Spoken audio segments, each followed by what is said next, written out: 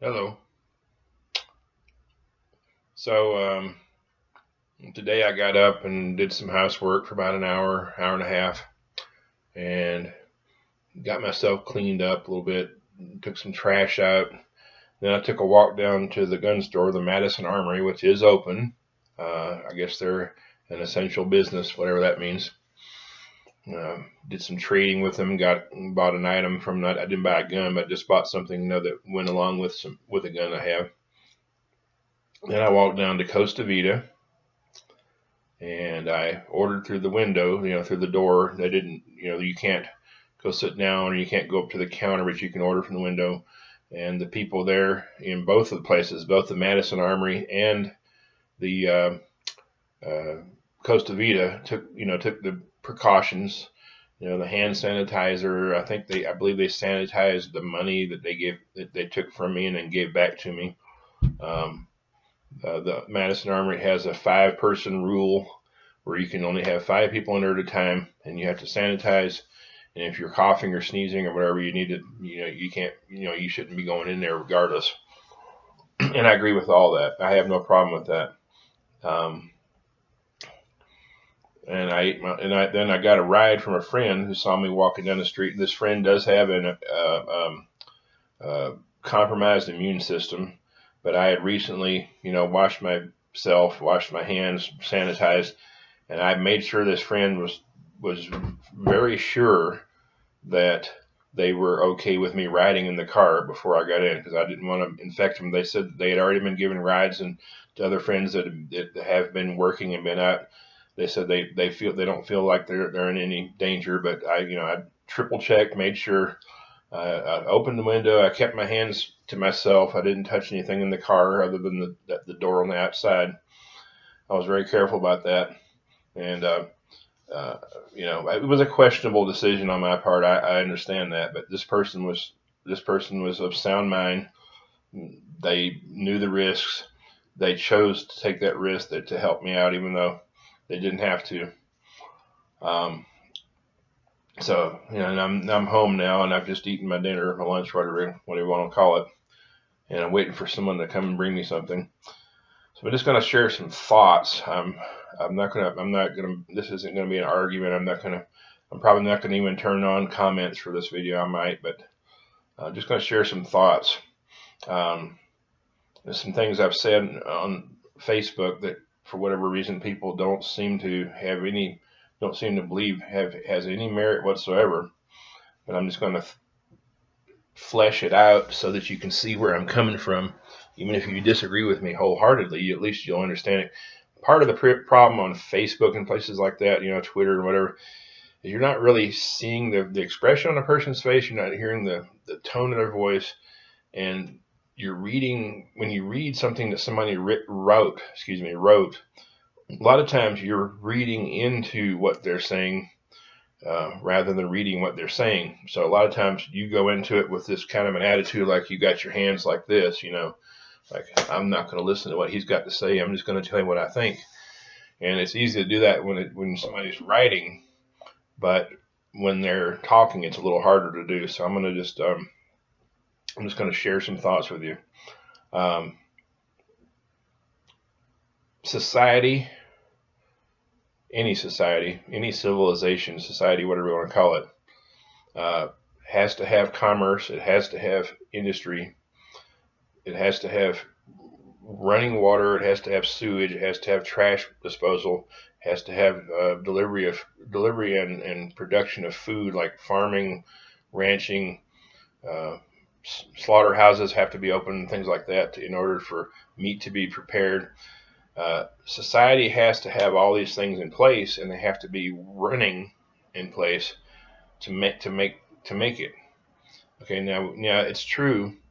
We don't absolutely need things like um, hair salons. I mean, we can cut our own hair. I can. I mean, maybe some people can't, but I can cut my own hair. We don't need hair salons. We don't need, um, ice cream stores. We don't need movie theaters. We could do without those things. But the people that work in those places who depend on that money for their livelihood, for their rent, for their food, feeding their families, paying their bills, getting the gas so they can go to and from here and there and yonder. They can go to Walmart, they can go to Kmart, they can go to Brolums, they can go wherever. Those people do need that money. And here's the thing, talking about, the government giving us each a $1,200 check or whatever. So that's okay, right? It's okay to get a $1,200 check. I'm not going to turn it down. I mean, if they're going to throw it in my bank account, okay. But where's that money coming from? It's coming from industry. It's coming from commerce. It's coming from farmers and ranchers and truckers and UPS drivers and FedEx drivers and McDonald's workers and all that stuff. That's where the money's coming from. You see what I'm saying? So without those people being where they are, there's no money, and there's really not any money anyway. If you think about it, we're something like $23 trillion in debt, something like that. I knew the figure a little while ago, but it's kind of faded from my mind. But without commerce, without industry, without people out there taking risk and taking chances to do what they've got to do to make things run, us selfish, horrible people that we are, that we're willing to go out there and work and make a living and face people and get close to people and contact their hands and contact their, whatever. People like us, those terrible people like us that are willing to do that, are doing it. Yes, we're doing it for ourselves. It's true. I mean, I'm not just going to Walmart. I'm not going to Walmart to be some kind of hero and save society. I'm going to Walmart every day because I need the money. Um, you know, and I'm sure wherever you work, you do the same thing. And I'm a person that lives paycheck to paycheck. Maybe I don't have to all the time, but I do. And there are a lot of people that do live paycheck to paycheck because they have families and they have medical bills and things that they have to pay. But you have to work. People have to work.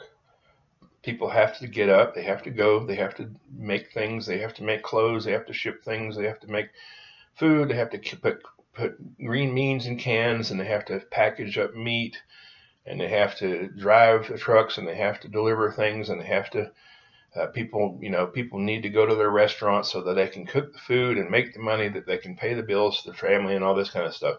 Not everybody has unlimited amount of money, and even if you had $1 billion in the bank, without commerce, without industry, without the delivery and the making of the food and making of the clothes, your money is worthless. I mean, it's worthless. So before you go calling people all kinds of names and saying, "Oh, people like me, we're selfish because we're willing to infect someone with our disease, which we may or may not have," remember that the people that are shopping at Walmart and Kmart and Brolums and every place else and Taco Bell and whatever, remember that all of those people are willing to be exposed to the virus, and they're willing to expose others like me and other people to the virus, and that's their choice. If they don't have someone at home that could get sick from the virus, or they're not worried about it, or the family's not worried about it, their friends or whatever, their roommates aren't worried about it, let them do what they got to do. You can't shut society down. Literally, if we shut society down for as long as the scientists are saying, okay, listen to this now, up to 6 months, no industry, nothing moving. You say, well, I can go to Walmart and I can go to Kmart and I can go to Brolums and I can go to Albertsons and buy my food. But if the farmers aren't working, the truck drivers aren't delivering, the ranchers aren't rounding up their cattle and branding them and selling them on the open market, you're not going to be able to go nowhere and buy nothing. You're going to have to take your little 22 or your little 30-06 out in the backyard somewhere and find a moose, and eventually that's going to go away. So eventually you'll either get arrested or somebody will shoot you for the animal that you killed, or the animals will just run away and find a place to hide like they do every October. I mean, we've got to keep society going. We've built this society. We've taken the last 240 years to build this society and build this civilization, build this nation called America. And if we stop now, everything all those people did in the past is absolutely effing worthless. It's over. So I get it. if you're afraid of the virus, you don't want to be out in the public, you got you're immune compromised, you're young, you got a new baby at home. I get it. Stay where you need to be, do what you need to do, but just don't look at people like me as if we are some sort of selfish, pissant who just cares about themselves and their own money and putting money into fat cats' pockets and all this kind of stuff, because that is not the truth. We are not what you say, what you've been saying we are. We have to get this done. Things have to get done. Bug or no bug, virus or no virus, death or no death. You know what? If I get the virus, I'm going to go to the hospital only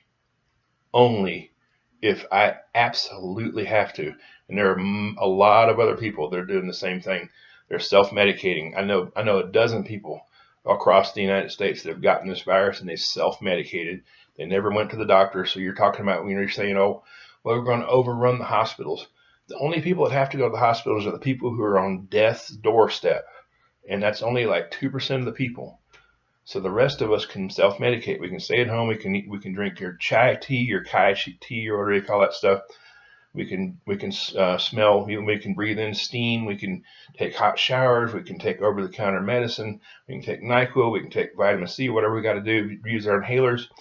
We can self-medicate. So really, only about 2% of the people that get the virus are going to end up in the hospital. The reason it's so much worse in like Italy is because those people in Italy, they all lived, 4 or 5 generations in a house, and they didn't want to break up their families, and so one person got it and gave it to everybody because they're all living in the same little room. They all live in the same house. So if you're in a situation like that where you're a big family, sure, sequester yourselves, stay away from society. But even if you're doing that, you still got to remember that you walk outside the door, you get your mail. You pick up your FedEx or your UPS or your U.S. Postal Service mail. You take the trash to the trash can. You open the lid outside the big trash can. You're exposing yourself to other people, and you're exposing other people to you. I mean, you can't get away from it unless you literally dig a hole in the ground and just stay there for 6 months and drink rainwater. That's the only way you're going to get away from it. So even the people who are doing the most to get through this are still only doing about 60% of what they need to do in order to ensure that they don't get the virus. So you still got a lot of room for the possibility of the virus coming in. It's inevitable that most of us, a very large percentage of us, are going to get it. We're not going to overrun the hospitals because only the people that really, really, really super get sick are going to have to go to the hospitals. And so they can stage that, if I get it tomorrow, let's say I wake up tomorrow and I'm coughing and I'm sneezing and whatever, I'll either self-medicate and stay in my home, self-medicate and get paid by Walmart for the 3 weeks or whatever, or I'll get to the point where it's so bad that I have no choice but to go to the hospital. Then I'll go to the hospital, but only when it's that bad. Okay, so I'm just trying to share my thoughts with you. I'm not trying to be mean. I'm not trying to be nasty, but I don't like to be characterized as a selfish person who doesn't care about his fellow man simply because I don't want our society to be destroyed. And that's all I'm trying to get across. And it should be my choice. If I choose to go out there and work and other people choose to go out there and work and go out there and shop, as long as they're reasonably sure that they're not going to endanger people who don't choose that, then it should be up to them to decide. It shouldn't be up to Trump or Dr. whatever his face is, or Nancy Pelosi or any of these people. It should be up to us. We should be able to decide that. I'm not going to come and see you if you don't want me to. If you don't want me to be exposed to me, I won't come and see you. But if you don't want me to come and see you, don't come to where I work or where I'm doing things and get in front of me and then get upset because I expose you to something. So it works both ways. I won't come and see you. I won't come and knock on your door. I won't come and talk to your family. I won't do this. I won't do that. I won't expose you to any possible risk, and that's fine. I don't want to. I wouldn't dream of hurting anyone. I love all of you. Okay, I do. I love every last one of you. I know everybody on my Facebook page, and I love every one of you. Okay, I would never dream of hurting anyone. But if you're going to tell me that I can't expose myself to you because I might have the virus, don't get upset when you come to where I am and get exposed. You see what I'm saying? It's got to work both ways. All right, so those are my thoughts. I hope I haven't offended anybody, but if I have, well, I guess you'll live through it. I've been offended by some things that people have said the last few days, but I've lived through it. I'm okay. You get offended, you get PO'd, you get steamy, you get angry, and then you get over it and you move on. Give it to the Lord. I love every one of you. Okay, bye.